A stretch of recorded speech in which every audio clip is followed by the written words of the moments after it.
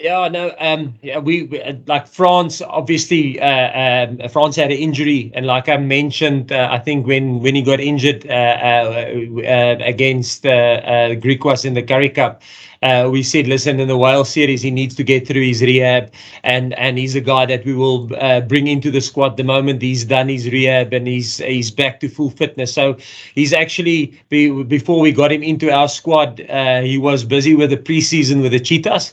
So pretty happy with where he's currently at. Obviously, not playing game or having game time. I mean, that's unfortunately where we are in terms of playing rugby championship now. And we, how can I say, we compete internationally in the Southern Hemisphere, but we compete from a club or franchise level in the Northern Hemisphere. So our seasons are a little bit malaligned in terms of that. So, and that's the same thing for France. It's the same thing for Dwayne. There's no club rugby currently where we can let our players play and see where they are currently at. We can only see it in training sessions, and that's why we want to push the training sessions intensity to as high as we can, and as close to match intensity as we can, to make an assessment on the players. And obviously we wouldn't have select France if we don't think that he's up to standard. So yeah, pretty much looking forward to see what France can bring. Obviously Willie, we know what we have in Willie.